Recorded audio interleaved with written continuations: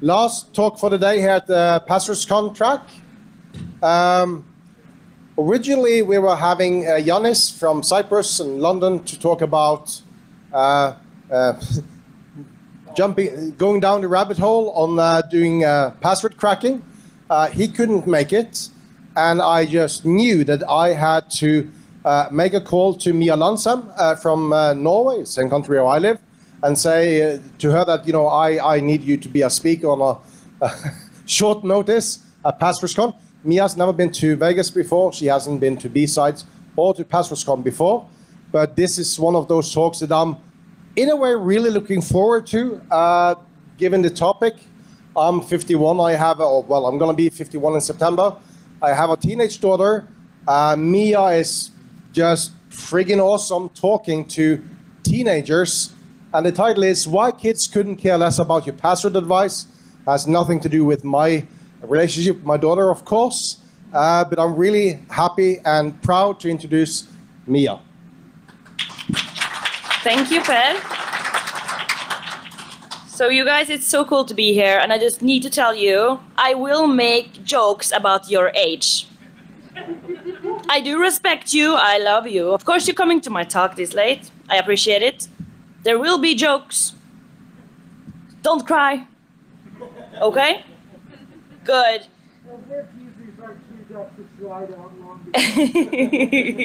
So, my name is Mia Hacker Grill Lansam. So, no, it's not Hacker Girl. It's grill, as in a hot grill. Because my gaming name was Gamer Grill, which is a term used for a hot girl gamer. And I was like 15. So I changed it to Hacker Grill because I don't even have a hacker name yet, so I just did it. I am a pen tester, though. I am an ethical hacker at Orange Cyber Defense, which is the French telecom group Orange, from Norway, and I am 25 years old. I'm born in 1997, and I'm probably one of the youngest speakers, maybe, and that's awesome. I get to do stuff like this. I come from Trondheim, but I live in Oslo, the capital.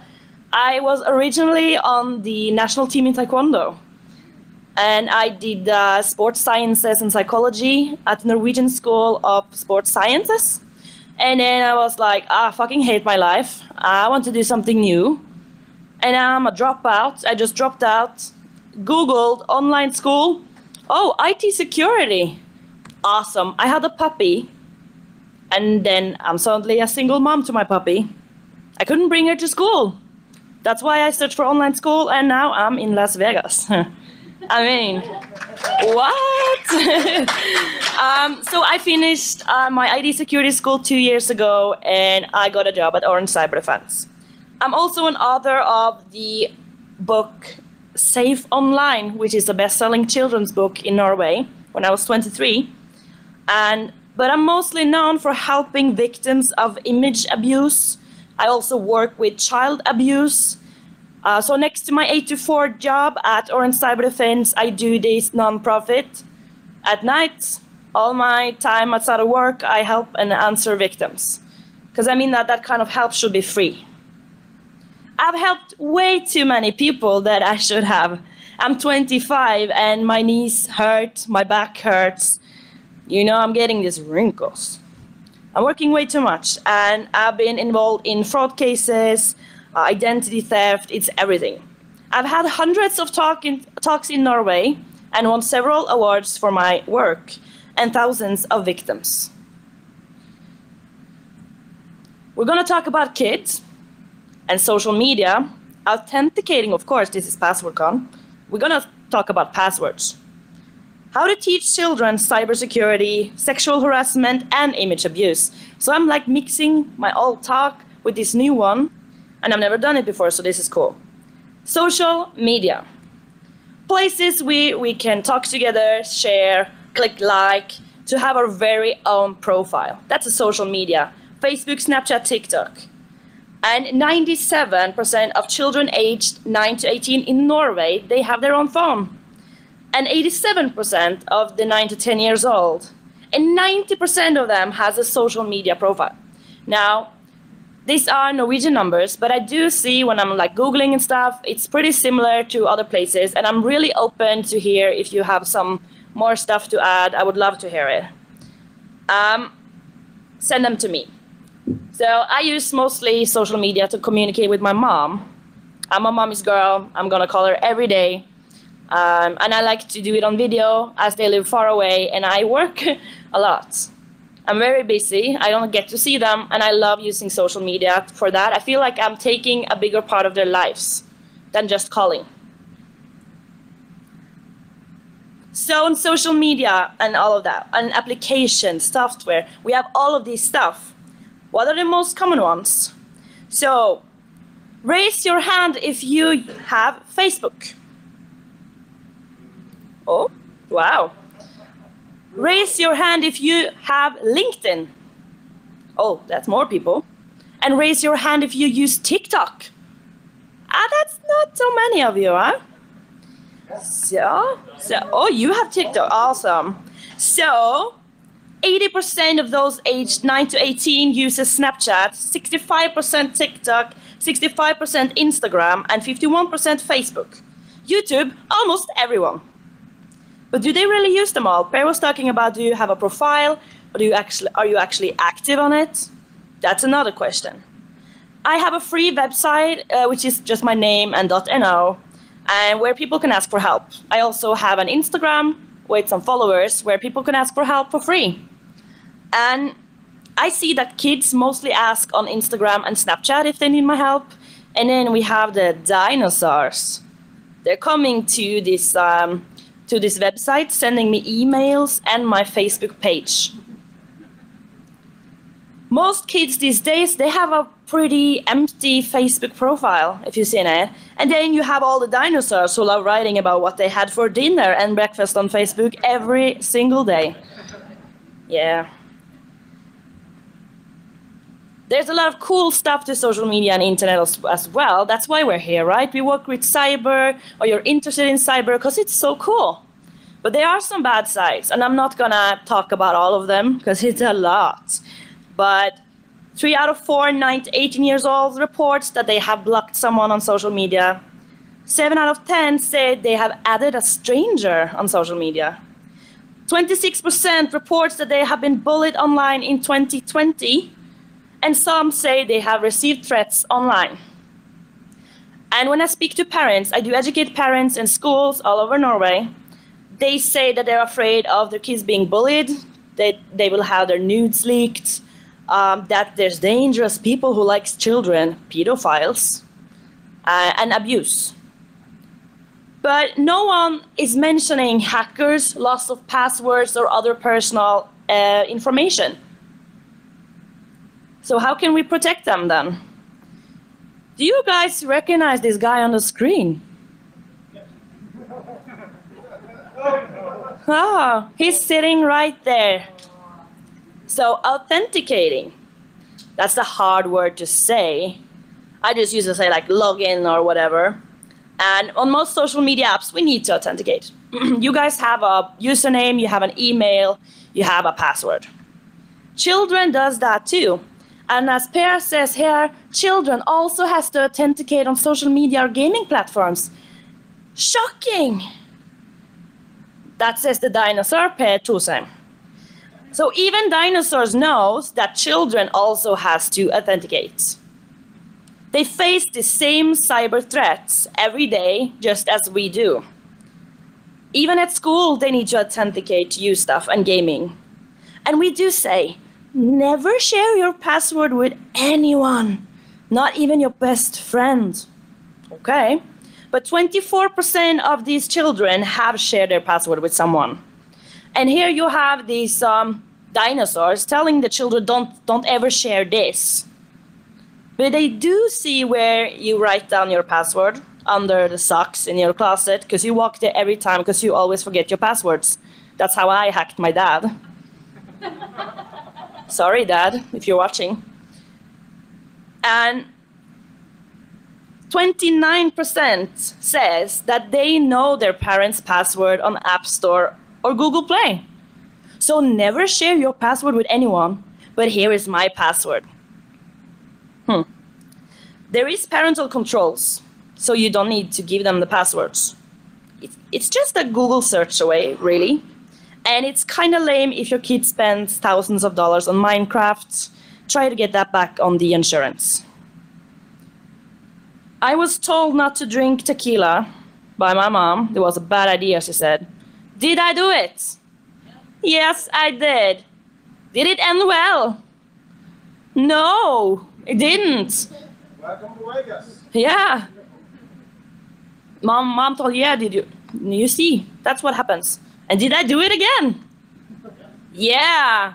My mom told me not to steal cookies. I stole them. And I counted the cookies. We will always do what our parents tells us not to do. But that doesn't mean we should that doesn't mean that we don't say, don't do this and that. Because we need to tell them like the rules and how they need to behave. But why do they share their password, even though you say, nah? So, Norwegian numbers from 2020, 31% of those who share the password, that's because they needed help with something. 21% in case they would forget. 7% to prove that I am a good friend.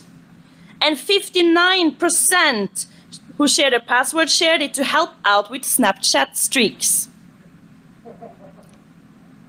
Yeah, so Snapchat streaks is a bigger deal than you might guess. How it works?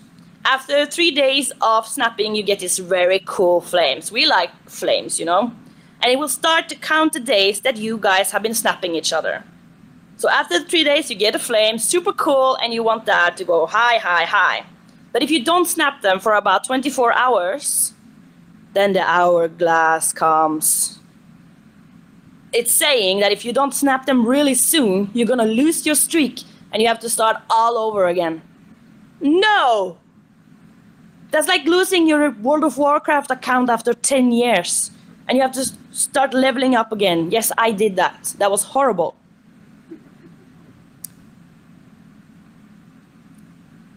I broke up with my boyfriend, but we kept a streak for a few more weeks. But once he broke the streak, I knew it was officially over. That day was so sad. It can really hurt when a streak ends. Some of my friends get offended if I break a streak, and others don't care as much. It all depends on the person. My parents took my phone away one time, and I gave my friend my login to my Snapchat so she could keep up my streaks. I was panicked about losing them all because I couldn't get to my phone for 2 days while I was grounded. Numbers from McAfee. So this is actually my longest streak.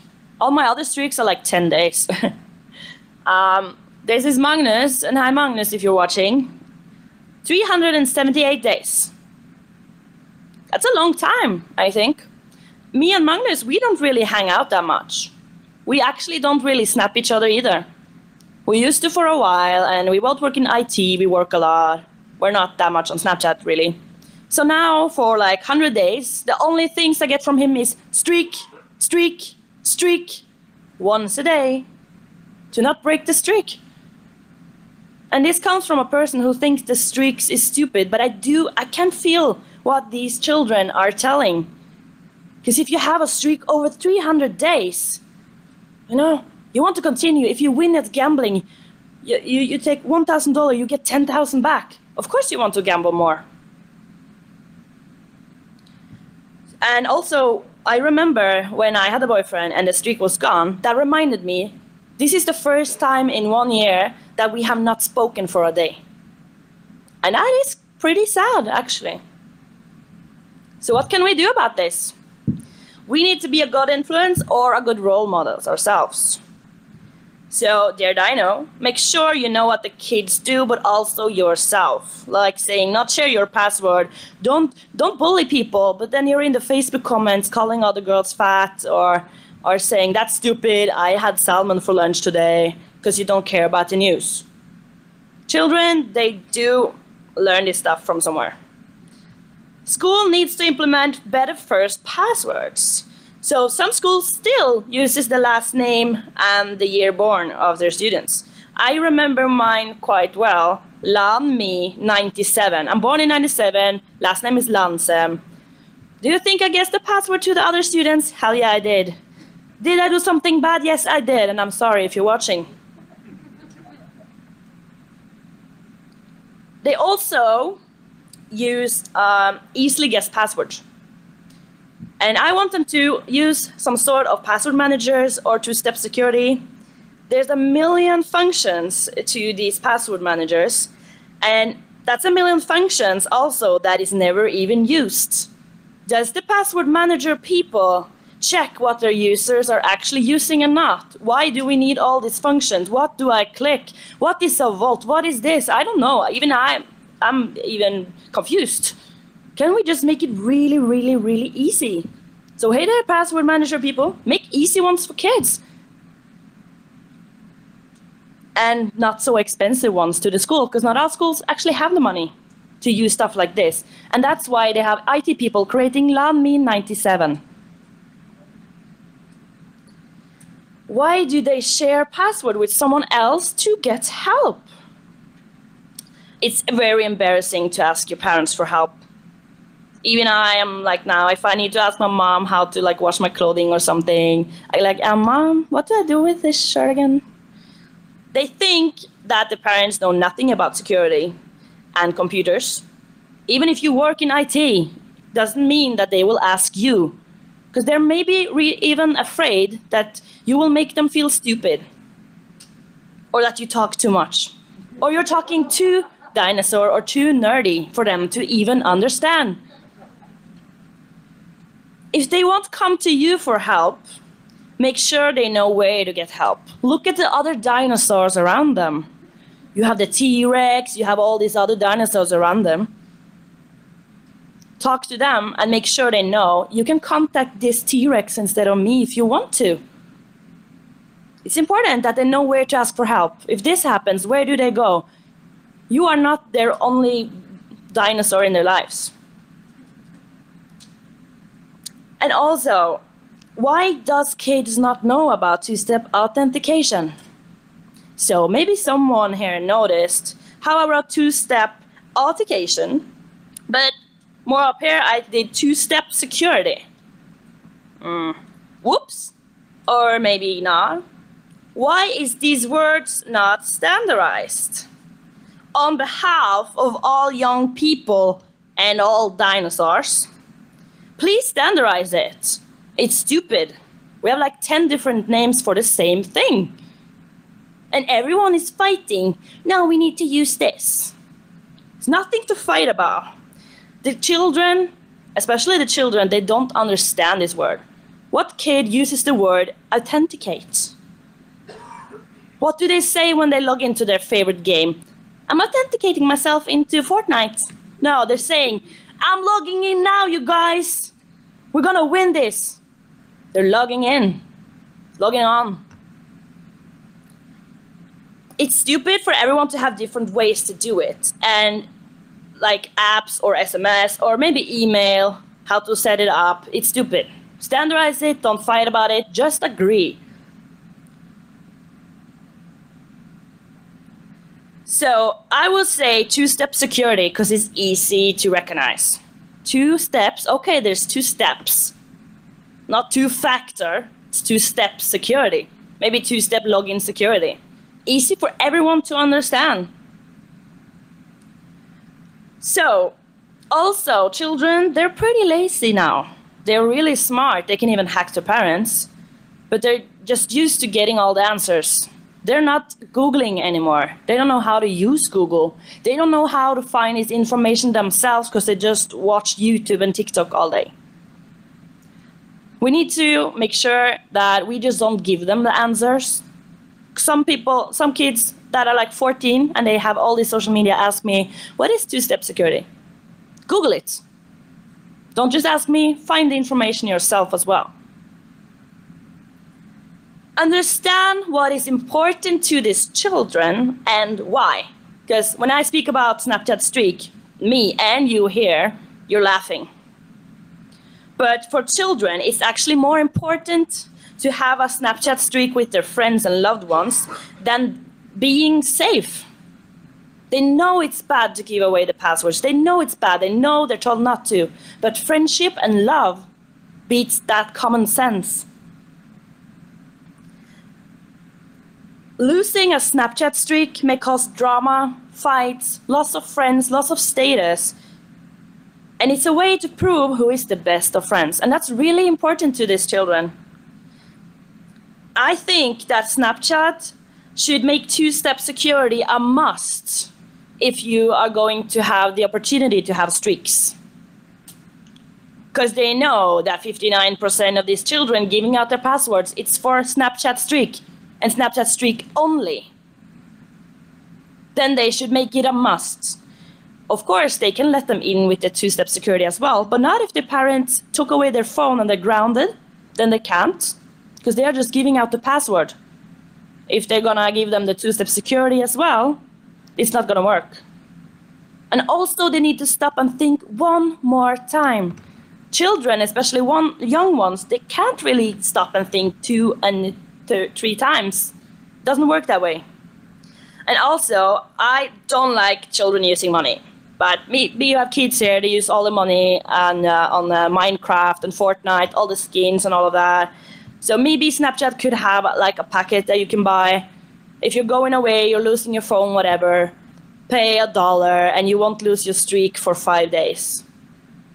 It's easy money for them, it's not too expensive, and it shouldn't take much time to get that. Also, maybe parents can try to understand how important the streaks are. You're taking away their phone, which is a punishment I do not support at all, because it just means they're scared to do stupid shit, because they're gonna lose their games and friends. That's horrible. They should know that if they did something bad, then you should have a talk with them. Don't just take their phone. Tell them and show them, why was this comment you said on someone's picture wrong? You don't have to take away anything. And if you do, Snapchat streak, let them log in once a day and fix the streak. I'd rather do that, which I think is stupid and not necessary at all, but it's not stupid for them. Gaming. I believe that a lot of IT people, they're into IT because of gaming. Me, myself, I was on a gaming team. My first time on television was in 2014. It was this Mia with this very, very light voice. And I was speaking about gaming and being a full-time athlete trying to reach the Olympics. And 86% of those aged 9 to 18, they do play games online. And I love games. If it wasn't for gaming, I wouldn't be in Las Vegas today. Good reaction skills they can use in other activities. I was a full-time athlete, doing good in school, and balancing all this stuff. Talking in TV shows about gamers, about this issue. They also feel that they're learning English better. And most games, they do need a password. Kids, they contact me or their parents because they're getting hacked on their favorite game. And when you spend like thousands of dollars, that's not fun at all. It's a lot of accounts that they maybe spent years on leveling up or spent a lot of money on. And they're really, really sad. Someone in the game tricked them and said, if you give me your password, I can show you this cool skin. So where did I learn about security? It's gaming. I built my first computer when I was 15. Just because I needed to play better. I needed better FPS. I didn't want it to lag. I wanted a nice gaming computer. I didn't care about forensics, hacking, or whatever. I just wanted to play my games. The password they use. So the problem is they have now, of course, because people like Per says that you need different passwords for applications. So if you get hacked on one of them, you won't get hacked on the other ones. That's great, and I agree. But the problem is children need to make multiple passwords. They also need to keep track of passwords safely. And they also have to think about the strength of their passwords. We're talking about children who still likes Barbie and plays Fortnite. And they need to think about grown-up stuff. The first very passwords are received by parents or at school. And I remember this very well because the passwords are mostly related to their lives. Sports, gaming, animals, names, numbers, colors.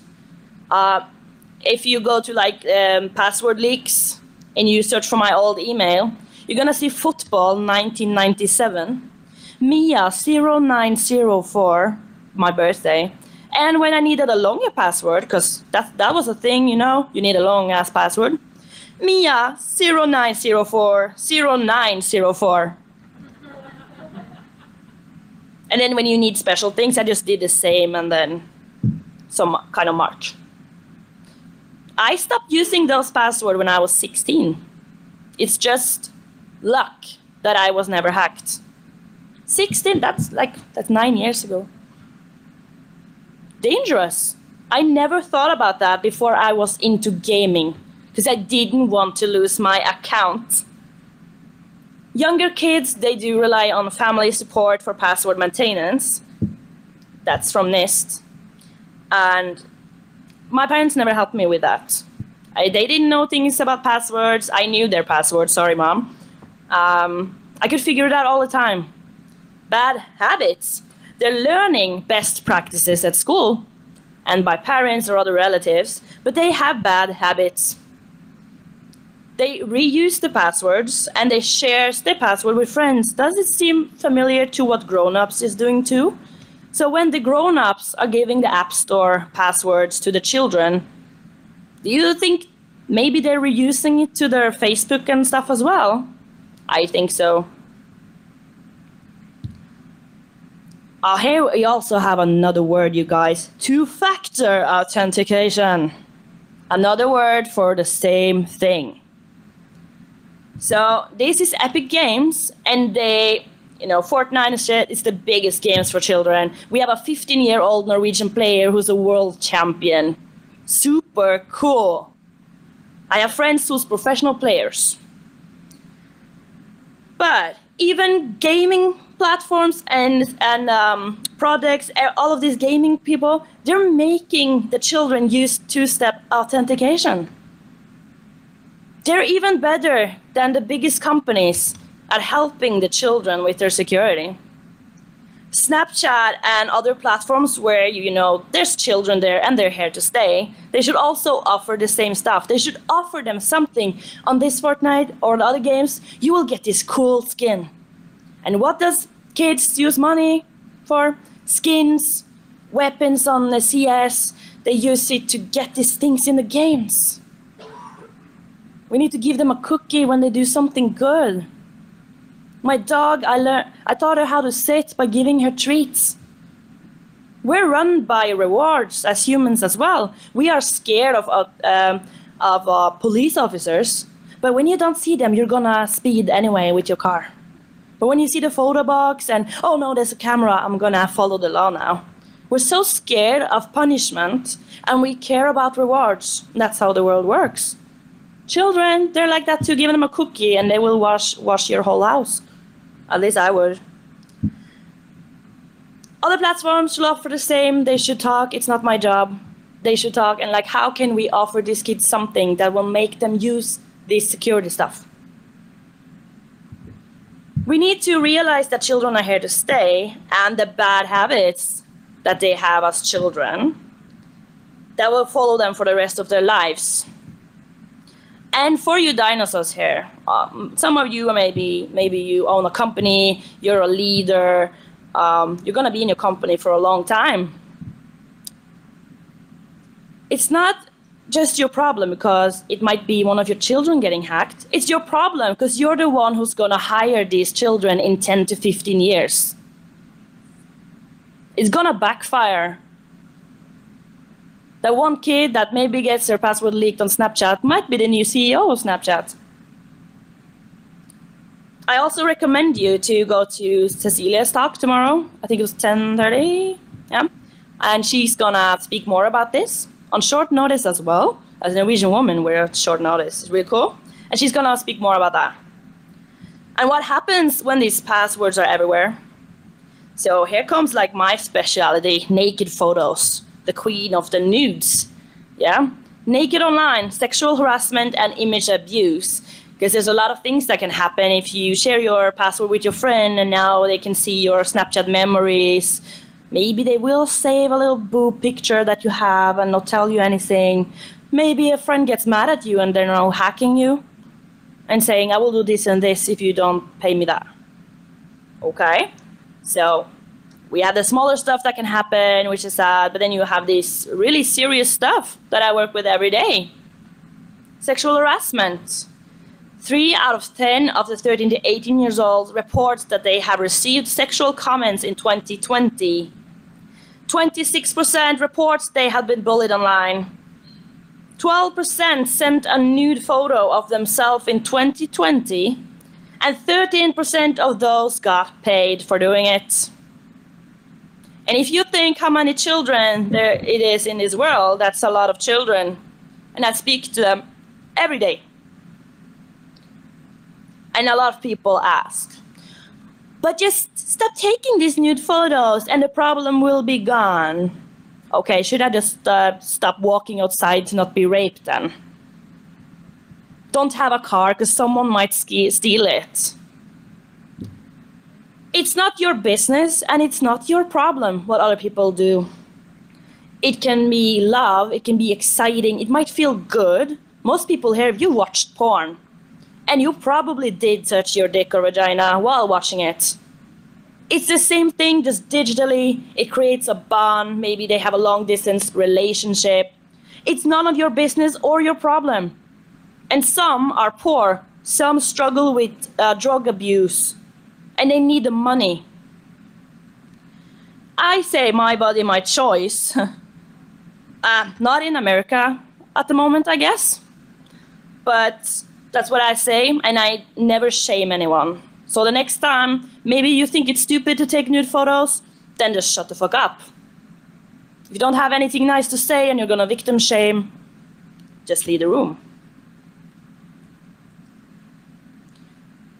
On several forums and pages online, there are created websites that are made to only harass people.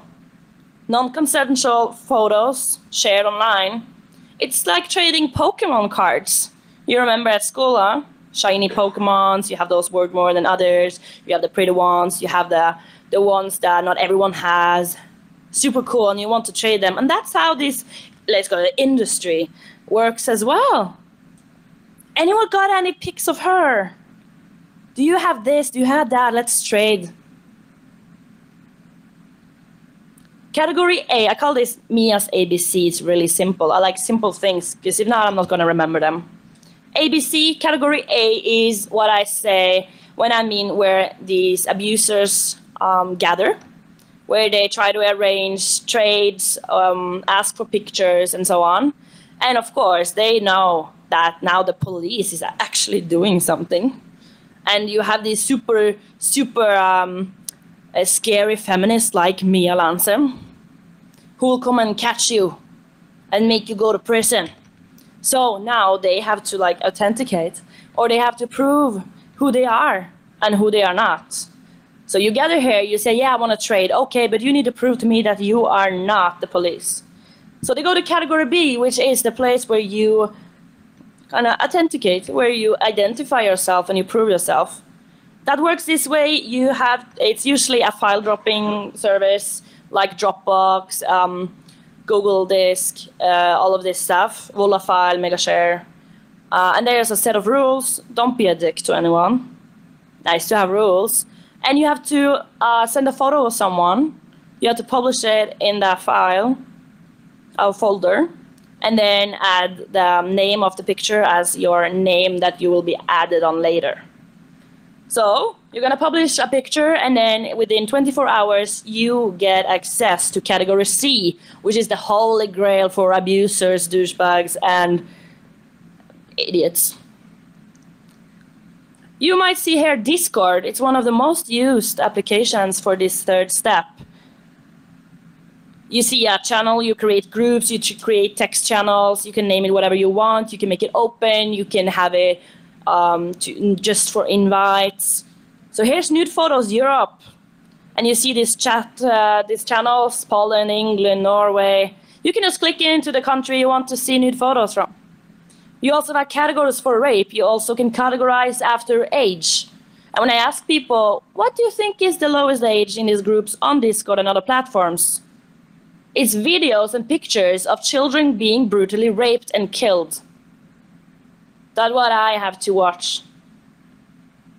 People ask me why I want to do this stuff. And it's not that I want to do it, but it's because I speak to children who doesn't want to be here anymore because of this shit. And it's not just people hacking you or whatever, it's them trusting the wrong person. It's all the platforms, it's the big ones up here who needs to help them to understand that they need to take their security a step up. Two-factor authentication, all of this stuff. I see a lot of shit in what I do. It makes me sick. It makes me cry at night. It makes me hated. I am the most hated woman in the ITC community in Norway, probably. These pedophiles, they don't like me because I take away their toys. The young people doing this shit too, it's 12, 13-year-olds who also does this stuff. And they hate me. And I love it. I absolutely love it. They should. And they should be scared. Because I talk to children at the age of 16 who is forced to have sex with their abuser to not get their pictures leaked. I talk to children at the age of 17 who had a sex video saved somewhere and someone hacked their account, found it on Snapchat Memories because it's cloud-based. And now they're saying, give me $1,000 or I will post it on your story to everyone you know. I help and speak to parents of children at the age of 15 who is no longer alive because someone decided to blackmail them and post their videos online. They're dead. And it's really sad.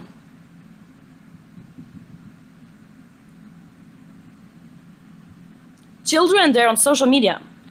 It's the same cyber threats. We need to understand and talk to them about what is important to them. Companies who are supposed to keep us all safe and create solutions, good stuff for us, they need to create more simple solutions, especially for the young ones and also the elderly people. We need to standardize and simplify password managers and password or security related words like two-step factor, something, something, somethingcation. Snapchat and other companies need to look at the biggest factors of children giving away their password and remove the threat. What do we do in cyber? We try to make the threats go away. We try to look what can be leaked here, what can happen here, what are the biggest threats to my company. I don't give a shit about your company if these kids don't get help. They are very much more important than your software, if you ask me. Is a stupid streak to make people use your application more important than children's safety, health, and their lives? What is Snapchat streak good for? Nothing. It makes us go there and send snaps, and it makes them get more money as they didn't have enough from before. It creates a significant risk for children that they give up their passwords. They think it's so important with this streak. And as I usually say, if these companies and the people who are leading them thinks that the streak and other not important stuff is more important than the risk they're facing, please meet me at the children's graves and say it to my face. I'm standing there at their graves. I haven't even met them and I cry. Does the companies do that? No. But I'm telling you to do it. So I've been talking about really heavy stuff. This is what I do every day. And some people cry when they walk out of my talks. Because the internet is as big as space, and that means we don't quite know how big it is. Of course, you can count everything and how many users on this platform. It's not that I'm talking about. We can never know anything, everything. We can never know what's there. And that means we all need to take responsibility. It means we all need to care, and we have to face what is actually going on. I don't care if your platform got hacked. 10,000 kids on your app got hacked. That's what I care about. So, my title for this presentation, you guys, is Why Kids Couldn't Care Less About Your Password Advice? They don't speak dinosaur. You see, I have these cool dinosaur earrings, and I want to say thank you, and I'm really glad that so many people showed up. I will take questions. You can reach me on Twitter, Instagram, lansem@protonmail.com, LinkedIn, just connect with me. Illustrations are actually made by my good friend Lynn when she was 19, I believe in young women, and Snapchat Bitmoji. I guess I'm gonna be sued by Snapchat now. They are very welcome. So thank you.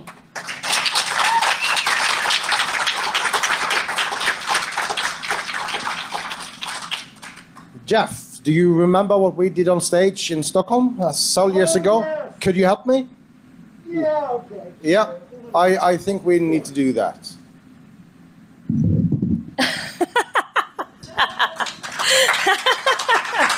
Thank you. This is nice. Awesome. Questions for Mia?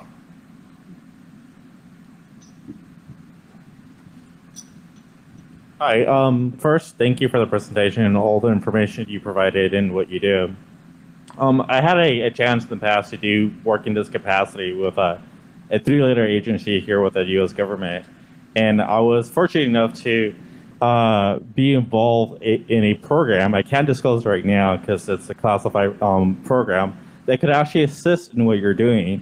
And so my question to you, are you aware of that program? Because it did involve nations in Europe to do this, and what it entails, if you don't know about it, it allows the program to look at images, videos, or whatever else of victims that are exploited in this capacity without having to have the human element view the content and have the machine and AI ML components analyze that and recognize it from like photos that parents or other family members provide to the law enforcement. So that's my first question. Are you aware of that program? There are several programs and similar stuff around the world, and I'm not an organization. I have a full-time job and a dog. So I can't remember that right now, but I would love to hear more. Sure. And then my other question is that there's a component that I realized that you covered in the beginning of your presentation where, in my opinion, focuses more on human behavior or child development approach with like a psychiatrist or psychologist to help parents parent their kids, because it is a big responsibility for the parents, and the lack or ignorance of the parents not being able to provide that guidance to the kids for passwords or the big spectrum of what you covered. So my question to you is, have you approached that within your country or anywhere around the world, dealing with family therapists, psychologists, psychiatrists to help, or even school systems to help educate the kids at that development age?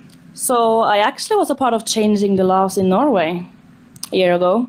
And I have also made programs for parents. I have also volunteered for Red Cross.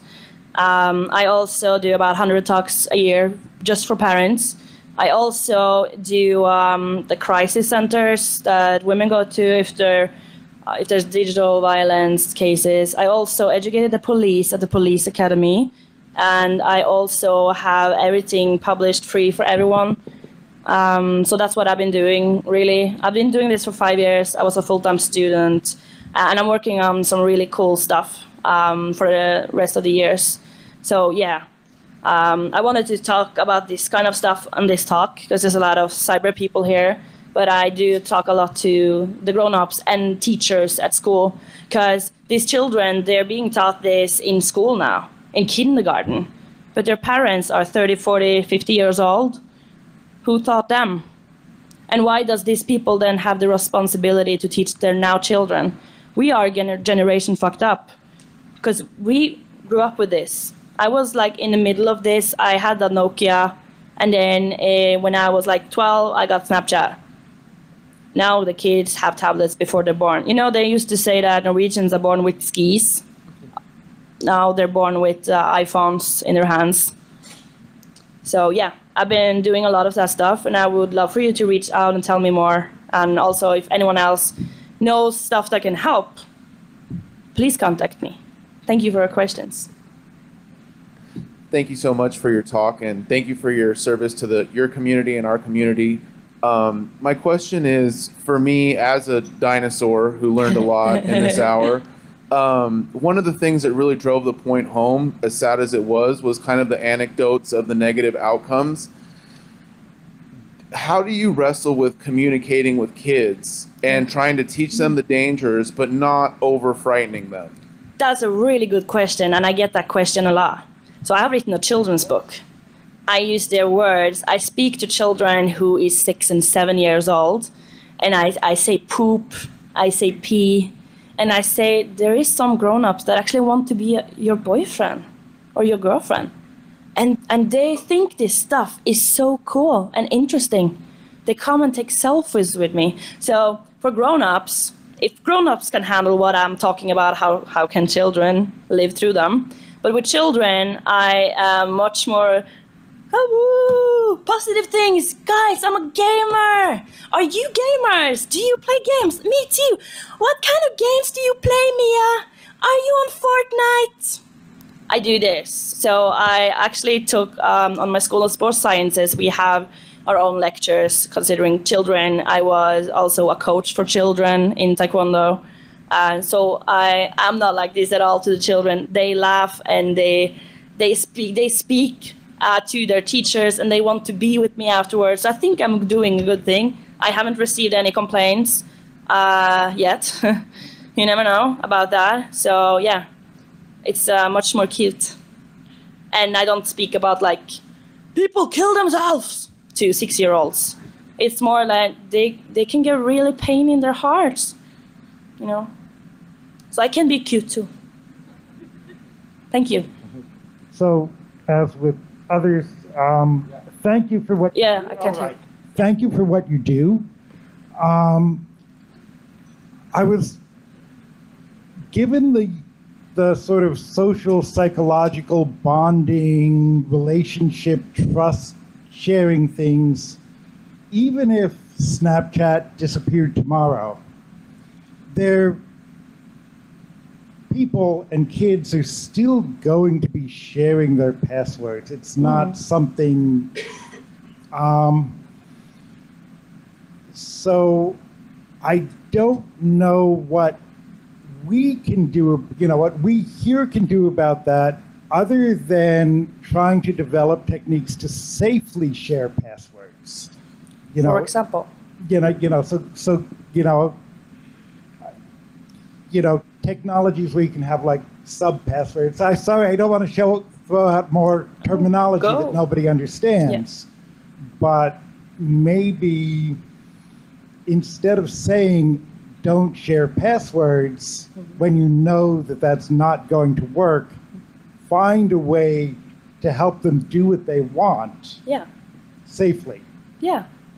Exactly. And also parents ask me, because I say that if you say to your child, remember to never take a nude photo of yourself and never send it to anyone, then you are the last person that child will come to when that happens, because they're so scared of you. So when I educate parents, I say, instead of saying that directly and you slam the door and you lock it, do what I do to children. I tell them what can happen and to be careful, and I talk about safe sexting instead. Do not show your face. If you have tattoos, like I'm fucked, obviously, I will show up. Oh, I have tattoos here too. Yeah, I'm fucked. I get my eyeball. That's my nude photo. So I say, let them think themselves, and that comes back to Googling. Don't just tell them stuff because they're not gonna listen.